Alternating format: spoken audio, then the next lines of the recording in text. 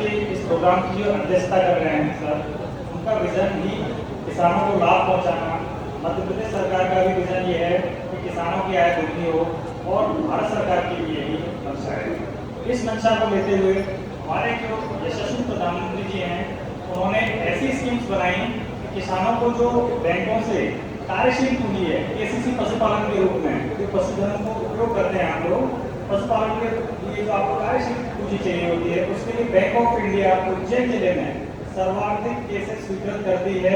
इसके लिए आपको दूसरी ब्रांचेज में जो आप लोग प्राइवेट बैंक्स में केसीसी कराते हैं, वे परेशान होते हैं, ऐसी बैंकों से जुड़ें। इसके लिए मैं बैंक ऑफ इंडिया को धन्यवाद देना चाहूँगा। हमारे पशुपालन विभाग की सर्वाधिक KCC section bank of India की ब्रांचेज से की जाती है। सर, उसके लिए प्रधानमंत्री जी इसके लिए धन्यवाद दें कि हमारे पास ऐसे मैनेजर्स हैं जो अपने खुद के कस्टमर्स को बताते हैं कि आपको अगर कामधेनु योजना जो 25 गाय 25 भैंस के लिए हमारे मुख्यमंत्री जी ने लॉन्च की है, तो उसके लिए जो उनके बड़े केसीसी धारक हैं, जो उसके लिए एलिजिबल है, जिनकी सिविल अच्छी है, बैंक खुद उनको हमारे पास भेजती है। इतने अच्छे ब्रांच मैनेजर्स मुझे लगता है किसी और जैसे एसबीआई या अदर ब्रांच की मैं बुराई नहीं करूंगा, पर वो अपने कस्टमर्स को स्कीम्स की कमियां बताते हैं कि इसको करोगे तो बहुत बड़ा शेयर बनाना पड़ेगा, बहुत सारा मैनेजमेंट देखना पड़ेगा। यहाँ ऐसे मैनेजर्स हैं जो आपको एक रास्ता दिखाते हैं जिससे आप इतनी बड़े कॉमर्शियल फार्म स्थापित करें। उज्जैन जिले के जो टोटल टारगेट में से 50% बड़नगर ब्लॉक की ब्रांचेज ने पूरा किया है, और मैं बड़नगर के ब्लॉक ऑफिसर हूँ। तो यहाँ कामधेनु योजना के 4 बड़े फार्म्स स्थापित हुए हैं। बैंक ऑफ इंडिया बलेडी है, मोलाना है, तो ये बड़नगर ब्रांच जी इतना अच्छा काम कर रही हैं। इन्होंने कस्टमर्स को उनसे जोड़ा विभाग से, और उनके आवेदन ऑनलाइन कराए और उनको टाइमली सैंक्शन करके अच्छी डेयरी स्तर पर किए हैं। अब इसके लिए हमारे मुख्यमंत्री जी का जो विजन था कि जो किसानों की आय दोगुना करने के लिए केवल खेती एक विषय नहीं हो सकती है। पशुपालन में क्या है, जो आपकी आय है, एक तो आपको रेगुलर इनकम मिलती है और आय डबल आप खुद देख सकते हैं।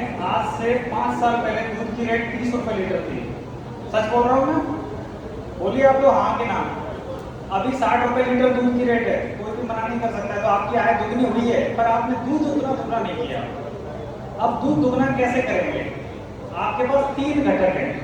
जो मैं आपको लोन की बात नहीं करने आया हूँ, लोन तो बैंक देगी।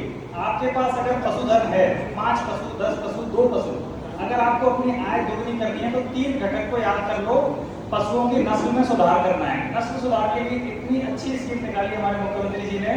1800 रुपए का जो सेक्स सॉर्टेड बछिया वाला सीमन होता है, वो 100 रुपए में उपलब्ध हो रहा है। आपके घर आके बंदा लगा के जाएगा, तो आपकी नस्ल में सुधार हुआ। तो जो गाय आज 5 लीटर दूध दे रही है, तो उसकी जो बछिया होगी 1.5 साल बाद, क्योंकि उच्च नस्ल की होगी, तो वो 20 लीटर दूध देगी। अभी अपने बड़नगर में ही ऐसे एग्जाम्पल्स हैं। हात्या खेड़ी में फार्म है, और भी जो ग्रामों में जो लड़के जैसे अश्विनी धाकड़ करके काम करता है, 15 गाँव में कल कलेक्टर साहब गए थे, मैं उनको दिलवाया सर को।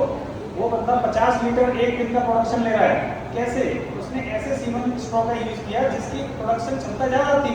तो हमारे पास जो उपलब्ध पशुधन है, उसको ही हम अच्छी टेक्नोलॉजी साइंटिफिक तरीके से अपना कर, और हम इस टेक्नोलॉजी को आपके घर तक पहुंचा चुके हैं। अब तो आपको बस ये करने की जरूरत है कि हमारा जो पशुधन में फोकस था, जो डाइवर्टेड है, उज्जैन जिले में खेती को बहुत प्रायोरिटी दी जाती है, पशुपालन को कम दी जाती है। मैं आपसे आग्रह करता हूँ, अगर आपको अपनी आय दोगुनी करनी है, केवल 3 साल में आपकी आय 3 गुनी हो जाएगी। जो 3 नहीं बोलता हूँ, सिर्फ पशुधन से आपको 3 चीजों को अपनाना है। उच्च नस्ल का सीमन कराना है, जिससे अगली बच्चियां उच्च नस्ल की हो, जिससे बोलते हैं नस्ल सुधार कार्यक्रम।